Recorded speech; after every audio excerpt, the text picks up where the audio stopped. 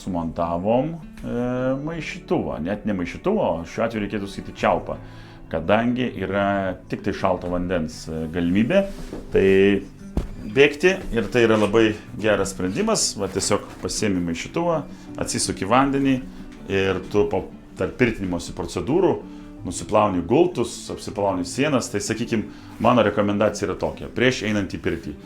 Pirmiausia, tai aišku, reikia atkreipti dėmesį, kad vandens bakelėje, jeigu jisai yra, kad būtų vandens, tai numeris 1. Tada užkuriat krosnelę, kūrenat, kaitinat, tikslas yra neįkaitinti patalpą, ne sienas, ne dar kažką, o tikslas yra įkaitinti akmenis. Aš įprastai išvedinu patalpą stipriai, tada perlieju sienas, perlieju gultus stipriai su vandeniu ir tai yra vadinamas pirties brandinimas.